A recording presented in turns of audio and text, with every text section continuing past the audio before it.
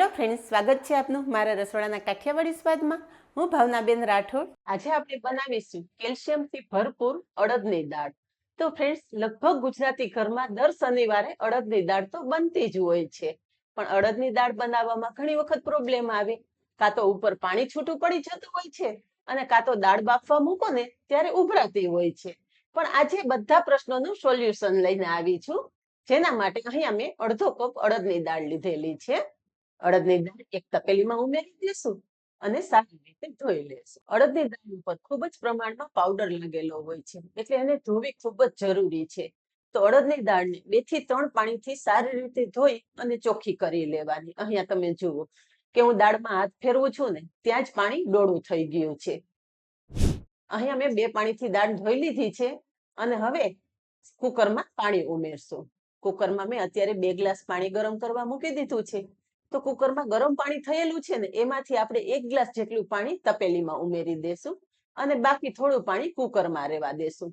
જો તમે ડાયરેક્ટ કુકરમાં દાળ ઉમેરી અને બાફશો ને તો દાળ ઉભરાશે જ.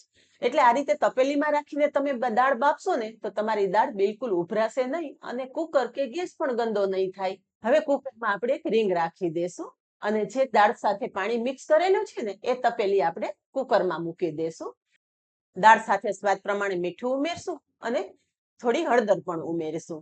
આ રીતે હળદર અને મીઠું ઉમેરીને જ્યારે દાળ બાફશો ને તો દાળમાં મીઠું અને હળદર સારી રીતે ચડી જવાથી દાળ વધારે સ્વાદિષ્ટ તૈયાર થશે અને તમારી દાળ બફાઈ પણ ઝડપથી જશે. હવે ઉપર એક ડીશ ઢાંકી દેશું અને કુકરનું ઢાંકણ પેક કરી અને કુકરમાં 4 સીટી કરી લેશું. અને દાળ બાફવામાં ગેસની ફ્લેમ આપણે મીડિયમ જ રાખવાની છે.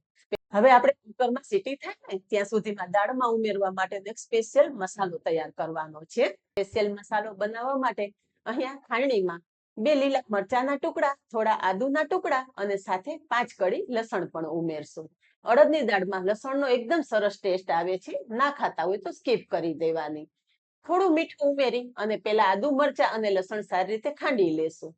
આદુ મરચા લસણ સરસ ખંડાઈ જાય ને એટલે 1 ચમચી લાલ મરચું પાવડર ઉમેરી અને એ પણ ફરી થોડું ખાંડી લેશું.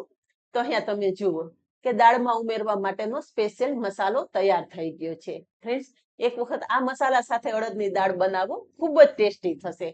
અને આ બાજુ કુકરમાં પણ 4 સીટી થઈ ગઈ છે. હવા રિલીઝ થઈ ગઈ છે તો કુકરનું ઢાંકણ ખોલી અને જોઈ લઈશું. તો અહીં આપણું કુકર બિલકુલ ગંદુ નથી થયું અને દાળ પણ સરસ બફાઈ ગઈ છે. તો જુઓ, હાથેથી પ્રેસ કરીએ ને દાળનો દાણો એકદમ સારી રીતે મેશ થઈ જાય છે. તો અડદની દાળ કુકરમાંથી બહાર કાઢી લેશું અને હવે આગળની પ્રોસેસ કરશું.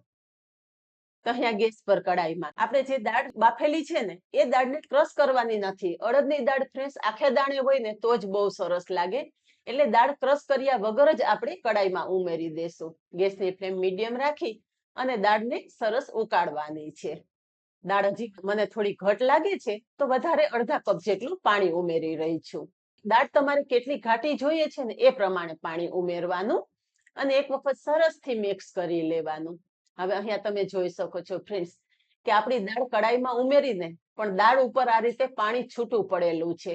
જો તમે અડદની દાળ આ રીતે જ બનાવશો ને તો અડદની બાફેલી દાળ તળિયે બેઠી રહેશે અને ઉપર પાણી રહેશે. તો દાળને થિકનેસ આપવા માટે માત્ર 1 ચમચી ચણાનો લોટ લીધેલો છે. તમે ઈચ્છો તો ચણાના લોટ સાથે દહીં કે છાશ ઉમેરીને પણ ચણાના લોટની સ્લરી તૈયાર કરી શકો છો. પણ હું અત્યારે પાણી ઉમેરીને જ આ ચણાના લોટની સ્લરી તૈયાર કરું છું. ઘણી વખત છાશ કે દહીં ઉમેરવાથી અડદની દાળ ખાવાથી ગેસની સમસ્યા થતી હોય છે. તો એના માટે પાણી ઉમેરશો ને તો બેસ્ટ રહેશે. તો આ રીતે સ્લરી તૈયાર કરી અને અડદની દાળમાં આપણે ઉમેરી દેવાની છે. થોડો ચણાનો લોટ અડદની દાળ સાથે આ રીતે મિક્સ કરશો ને એટલે દાળ એકદમ સરસ ઘટ તૈયાર થઈ જશે અને ઉપર જે પાણીનો ભાગ દેખાય છે ને એ નહીં દેખાય. દાળ એક રસ તૈયાર થશે. બસ, સ્લરી ઉમેરી દીધી છે. એક વખત દાળને સારી રીતે મિક્સ કરી લેશું. હવે દાળ સાથે અડધા ટમેટાના ટુકડા ઉમેરી દેશું અને દાળને સરસ ઉકળવા દેશું. આ ટાઈમે પણ ગેસની ફ્લેમ આપણે ધીમી જ રાખવાની છે. ધીમા ગેસે તમે અડદની દાળ બનાવશો ને એટલે સ્વાદમાં સરસ મીઠી તૈયાર થશે. હું તો હંમેશા મારા વ્યુઅર્સને એ જ સજેસ્ટ કરું છું કે રસોઈ ધીમા ગેસ પર જ બનાવો. હવે આપણી દાળ સાઈડમાં ઉકળે ને ત્યાં સુધી દાળ માટે સ્પેશિયલ વઘાર કરીએ. તો ગેસ પર કડાઈમાં 1 ચમચી ઘી ઉમેરશું. અડદની દાળ સાથે ઘીનું કોમ્બિનેશન બહુ સરસ લાગે છે. તો શક્ય હોય ત્યાં સુધી ઘી સાથે જ દાળનો વઘાર કરવાનો.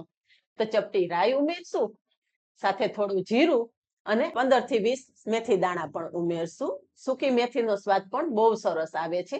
ત્રણેય સામગ્રી કકડી જાય ને એટલે ચપટી હિંગ ઉમેરશું, થોડા મીઠા લીમડાના પાન અને તૈયાર કરેલો જે સ્પેશિયલ મસાલો છે ને એ કડાઈમાં ઉમેરી દેશું.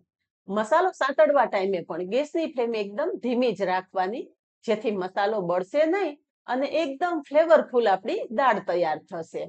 તો અહીંયા તમે જુઓ, એકદમ ધીમા ગેસ પર હું આ રીતે મસાલો સાંતળી રહી છું.